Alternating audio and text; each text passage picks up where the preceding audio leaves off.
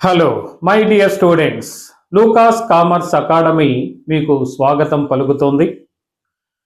Dear students, రేపు మార్చిలో జరగబోయే సీనియర్ ఇంటర్ ఎగ్జామ్స్కు సంబంధించి అకౌంట్స్లో ఇంపార్టెంట్ ప్రాబ్లమ్స్ మనం డిస్కస్ చేస్తున్నాం. ఫస్ట్ వీడియో సింగిల్ ఎంట్రీ మీద డిస్కస్ చేసాం. తర్వాత 3 వీడియోస్ బిల్స్ ఆఫ్ ఎక్స్చేంజ్ మీద చేసాం. నెక్స్ట్ తర్వాత డిప్రిసియేషన్ మీద 2 వీడియోస్ చేసాం. ఈరోజు వచ్చేసి 3rd వీడియోలోకి ఎంటర్ అవుతున్నాం. ఓకే, సో లాస్ట్ 2 వీడియోస్లో ఫిక్స్డ్ ఇన్స్టాల్మెంట్ మెథడ్లో డిప్రిసియేషన్ ఎలా క్యాలిక్యులేట్ చేయాలి చూసాం. ఈరోజు వచ్చేసి సేమ్ ఫిక్స్డ్ ఇన్స్టాల్మెంట్ మెథడే సెకండ్ ఫార్ములా అప్లై చేయబోతున్నాం. సో ఫిక్స్డ్ ఇన్స్టాల్మెంట్ మెథడ్ అనగానే ఈ మెథడ్లో మనకి డిప్రిసియేషన్ ఎవ్రీ ఇయర్ కాన్స్టెంట్గా ఉంటుంది. దీనికి సంబంధించి డిప్రిసియేషన్ క్యాలిక్యులేట్ చేయడానికి మనకు 2 ఫార్ములాస్ ఉన్నాయని చెప్పాను. First formula when the rate of depreciation directly given to you, అంటే రేట్ ఆఫ్ డిప్రిసియేషన్ ప్రాబ్లంలో ఇస్తాడు. అలాంటప్పుడు మనకి యాన్యువల్ డిప్రిసియేషన్, సంవత్సరానికి డిప్రిసియేషన్ ఎలా క్యాలిక్యులేట్ చేసామంటే annual depreciation equal to cost of asset into rate of depreciation by 100.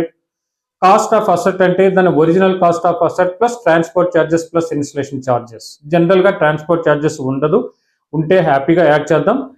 Installation are erection charges ఉంటాయి, దానికి కాస్ట్ ఆఫ్ అసెట్కి వచ్చేసి యాడ్ చేస్తున్నాం. 2 యాడ్ చేయగా వచ్చే అమౌంట్ ఏమని పిలుస్తామంటే కాస్ట్ ఆఫ్ అసెట్. దాని మీద వాడు ఇచ్చిన రేటుని అప్లై చేస్తే మనకి ఆ మెథడ్లో వచ్చింది. ఈరోజు సెకండ్ ఫార్ములా అప్లై చేయబోతున్నాం. సెకండ్ ఫార్ములా ఏంటంటే rate of depreciation not given. Rate of depreciation not given ఇవ్వకపోతే, ఇది కూడా ఫస్ట్ వీడియోలో మీకు ఫార్ములా చెప్పాను. Annual depreciation equal to cost of asset minus scrap value by estimated life. Cost of asset ఇప్పుడే మాట్లాడాను. Cost of asset equal to దాని original cost of asset plus transport charges plus installation charges. తర్వాత వచ్చేసి scrap value. Scrap వాల్యూకి మరో పేరే salvage వాల్యూని, residual value అని కూడా పిలుస్తాం. So salvage value, residual value, scrap value అర్థం ఏంటంటే అసెట్ లైఫ్ అయిపోయిన తర్వాత ఎంతకైతే మీరు అమ్ముతారో ఆ అమ్మగా వచ్చే వాల్యూని ఏమని పిలుస్తామంటే scrap value. So the value which is realised at the end of the life of the asset by estimated life of the asset. అది జనరల్గా ప్రాబ్లం ఇస్తాడు, మీరు క్యాలిక్యులేట్ చేయాల్సిన అవసరం లేదండి. ఓకే, సో ఈ ఫార్ములా మీద ప్రాబ్లం డిస్కస్ చేయబోతున్నాం. ఒకసారి ప్రాబ్లం చూడండి. A machine is purchased on 1st January 2020 for rupees 1 lakh. 1st January 2020 కొన్నాం. సో ఫస్ట్ మీరు చెక్ చేసుకోవాల్సిందంటే when the books are closed. Number of times I told you, this is the very very important, already told you. So a machine purchased on 1st January 2020 for rupees 1 lakh. It is estimated the useful life of the machine is 10 years. Life of the asset ఇచ్చాడు. And residual value is nothing but scrap value 10,000 ఇచ్చాడు. You are required to find out the annual amount of depreciation and machinery account for first 3 years under straight line method. ఇప్పటికి మనకి books ఎప్పుడు close అయిందో చెప్పలేదు, ఇప్పుడు last లో చెప్పబోతున్నాడు. Books are closed on 31st December. This is the very important. Books మనకు వచ్చేసి 31st December క్లోజ్ అవుతున్నాయంటే అది ఎప్పుడు స్టార్ట్ అయ్యి ఉండాలంటే ఆ ఇయర్ వచ్చేసి January 1st. మనకు కొన్నది కూడా వచ్చేసి January 1st. ఈ ప్రాబ్లం చూడండి, కాస్ట్ ఆఫ్ అసెట్ ఇచ్చాడు, రెసిడ్యువల్ వాల్యూ ఇచ్చాడు, నంబర్ ఆఫ్ ఇయర్స్ ఇచ్చాడు, అంటే రేట్ ఆఫ్ డిప్రిసియేషన్ ఇవ్వలేదు కాబట్టి సెకండ్ ఫార్ములా అప్లై చేస్తాం. ఒక్కసారి చూడండి, ఇక్కడ annual depreciation equal to cost of asset minus scrap value, residual value కూడా same, by estimated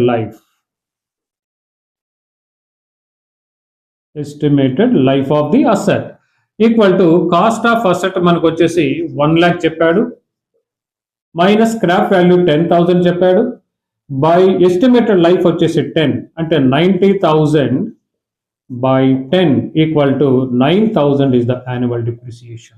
okay, 9,000 is the annual depreciation. But అడిగిన క్వశ్చన్ ఏంటంటే 3 years కి మనకి మిషనరీ అకౌంట్ వేయమని చెప్పాడు. అంటే ఇక 3 years కి డిప్రిసియేషన్ చూడండి, 3 into 9,000 అంటే ముందుగానే ఆన్సర్ చెప్పేస్తున్నాను. 27,000. ఇప్పుడు మన కాస్ట్ ఆఫ్ అసెట్ ఎంత అంటే 1 lakh. సో 1 lakh లో నుంచి మనకి 27,000 లెస్సేగా మనకు వచ్చేసి 73,000 is the final answer.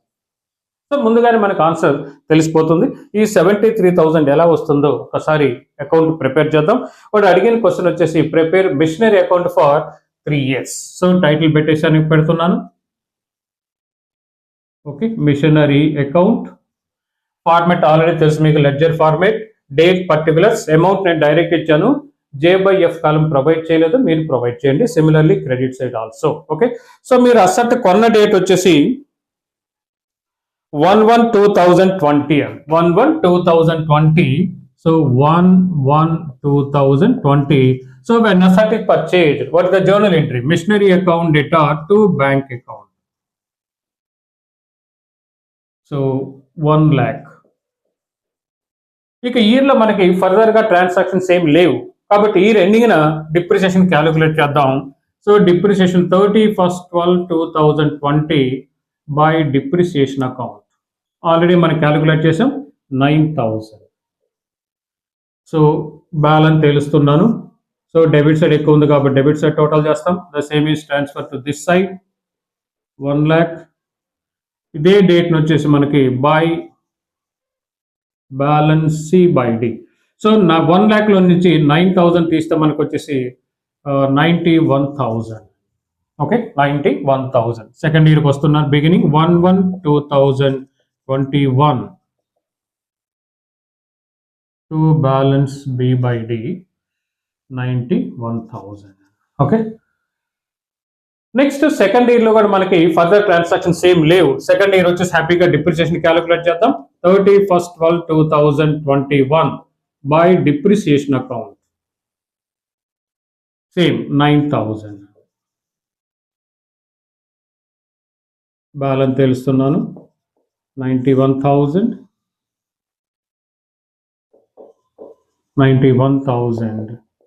By balance C/D అని. ఓకే, సో బ్యాలెన్స్ వచ్చేసి 0 0 0 కాకపోతే 82,000. Okay, by balance C/D. Third ఇయర్కి వస్తున్నాను 1/1/2022 to balance B/D. So 82,000. Okay, next మనకి 2022లో కూడా ఫర్దర్ ట్రాన్సాక్షన్స్ ఏం లేవు కాబట్టి డిప్రిసియేషన్ క్యాలిక్యులేట్ చేద్దాం. 31/12/2022 బై డిప్రిసియేషన్ అకౌంట్. సో 9,000. ఈ మెథడ్లో ఎవరీ డిప్రిసియేషన్ కాన్స్టెంట్ గా ఉంటుందని చెప్పాను నేను వచ్చేసి. Okay, 82,000 same date by balance C/D 73,000. Okay, already. So మనకి ఫస్ట్ లోనే ఆన్సర్ ఎంత వస్తుందో ముందే కనుక్కోవచ్చు. సేమ్ అకౌంట్ వేసినా కూడా సేమ్ ఆన్సర్ వస్తుంది. Next fourth year beginning broad down చేసి వదిలేద్దాం. 2023 to balance B/D 73,000. That's all. ఇది ఈ ప్రాబ్లం. నెక్స్ట్ వచ్చేసి ఇంకొక ప్రాబ్లం మాట్లాడదాం.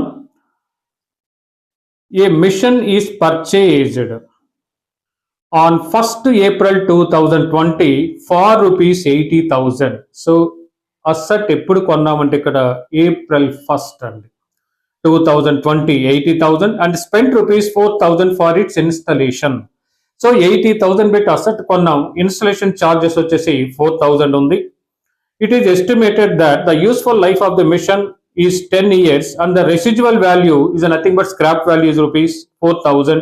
You are required to find out the annual depreciation and prepare machinery account for first 3 years under straight line method. Books are closed on 31st December. So this is the very important. So here books are closed on 31st December. Okay.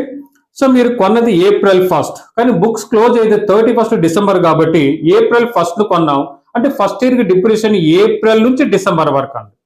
January first కొన్నాం ఇక్కడ sir, April first కొన్నాం, April, May, June, July, August, September, October, November, December, అంటే 9 months. So first year వచ్చేసి 9 months depreciation calculate చేయాలి. Second ఇయర్కి వచ్చేసి full year ఇద్దాం, third year కూడా వచ్చేసి ఫుల్ ఇయర్ ఇద్దాం.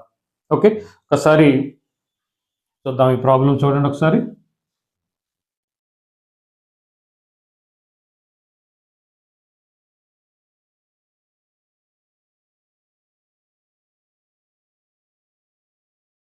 గుడ్.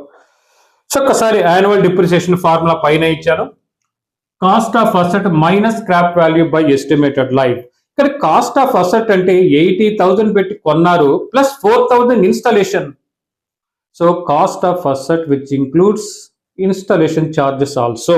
ఇప్పుడు అసెట్ వాల్యూ మీరు 80 అని చెప్పకూడదు, 84,000 equal to cost of asset వచ్చేసి 84,000 మైనస్ స్క్రాప్ వాల్యూ ఎంత చెప్పాడంటే లెక్కలు వాడే 4 year చెప్పాడు. 4,000 scrap value 4,000 by 10 equal to 80,000 by 10 equal to 8,000. So this is the annual depreciation. Annual depreciation is the 8,000. Okay, ఇప్పుడు మనం వచ్చేసి మిషనరీ అకౌంట్ ఎలా ప్రిపేర్ చేస్తాం ఒక్కసారి చూడండి. సో యాన్యువల్ డిప్రిసియేషన్ 8,000, కానీ ఫస్ట్ ఇయర్ లో మనం ఏప్రిల్ ఫస్ట్ కొన్నాం కాబట్టి ఆ ఇయర్ అంటే ఫస్ట్ ఇయర్ లో 9 months కే డిప్రిసియేషన్ వస్తుంది, సెకండ్ ఇయర్ లో మాత్రం ఫుల్ ఇయర్ ఇస్తుంది, థర్డ్ ఇయర్ లో కూడా వచ్చేసి ఫుల్ ఇయర్ వస్తుంది. ఒకసారి చూడండి, నేనే చేస్తాను ఈ ప్రాబ్లం. సో ఫస్ట్ ఏప్రిల్ మనం 80,000 పెట్టి అసెట్ కొన్నాం. సో అసెట్ కొన్నప్పుడు asset machinery account it to bank account. So 1/4/2020 to bank account. So cost of asset వచ్చేసి 80,000. నెక్స్ట్ వచ్చేసి ఇదే ఇయర్ లో మనం వచ్చేసి ఇన్స్టలేషన్ కింద 4,000 ఖర్చు పెట్టాం. సేమ్ ఎంట్రీ మిషనరీ అకౌంట్ డేటా to cash or bank, same entry.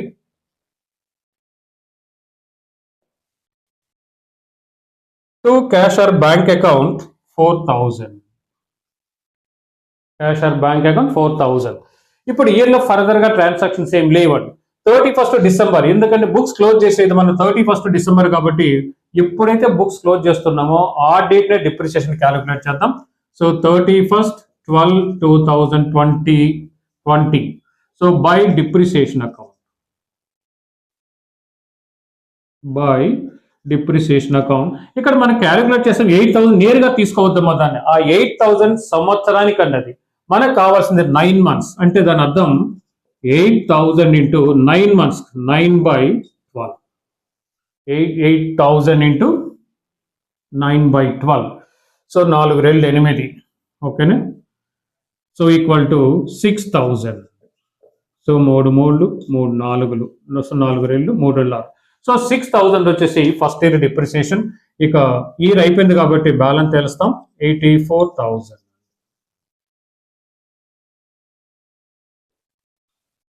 So ఇదే డేట్ వచ్చేసి by balance C by D. So 0,0,0,8,778,000 brought down చేద్దాం. 1/1/2021 to balance B by D 78,000. So date వేయడం మీకు అర్థమైతే చాప్టర్ చాలా ఈజీ అవుతుందండి. ఓకే, సో సెకండ్ ఇయర్ లో ఫర్దర్ గా మీరు వేరే అసెట్ కొనడం కానీ ఈ అసెట్ అమ్మడం కానీ ఏం జరగలేదు కాబట్టి ట్రాన్సాక్షన్స్ ఏం లేవు కాబట్టి ఈ ఎండింగ్ డిప్రిసియేషన్ క్యాలిక్యులేట్ చేద్దాం. So 31/12/2021, okay, by depreciation account. So ఇప్పుడు మీకు వచ్చేసి ఇయర్ లో డిప్రిసియేషన్ ఫుల్ ఇయర్ వాడాం కాబట్టి ఫుల్ ఇయర్ కి ఇస్తాం 8,000. Annual depreciation already 8,000. ఒకసారి చూడండి 1/1/2021 టు 31/12/2021 ఫుల్ ఇయర్ కి డిప్రిసియేషన్ వచ్చింది. ఇక్కడ 1/4/2020 నుంచి 31/12/2020 ఇక్కడ గ్యాప్ 9 months కాబట్టి 9 months కి డిప్రిసియేషన్ ఇచ్చేసాం. Okay, next balance తెలుస్తాం.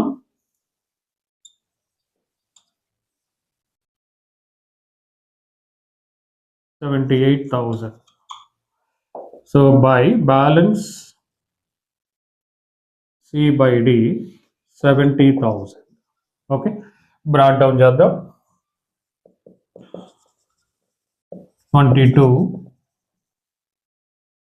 To balance B/D 70,000. ఇయర్లో కూడా మనకి ఫర్దర్ గేమ్ ట్రాన్సాక్షన్స్ ఏం లేవు కాబట్టి ఇయర్ ఎండింగ్ 31/12/2022 డిప్రిసియేషన్ క్యాలిక్యులేట్ చేద్దాం. By depreciation account same 8,000 balance వెళ్దాం. 70,000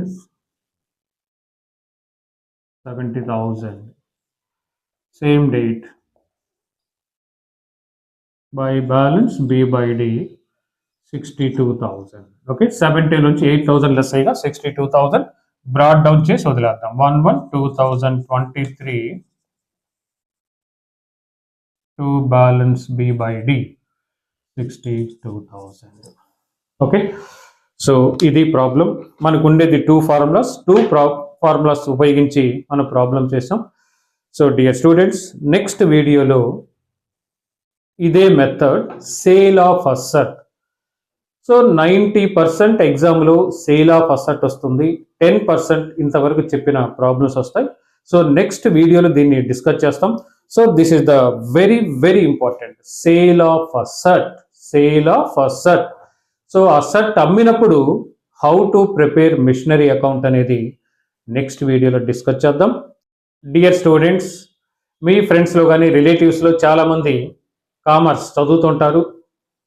అందరికీ మన ఛానల్ గురించి ఇంటిమేట్ చేసి సబ్స్క్రైబ్ చేయమని అడగండి. ఓకే, సో మీరు ఎంతమంది సబ్స్క్రైబ్ చేస్తే నాకు అంత హ్యాపీగా ఉంటుంది, మరిన్ని వీడియోలు చేయడానికి నాకు అవకాశం ఉంటుంది. Okay, so thank you very much.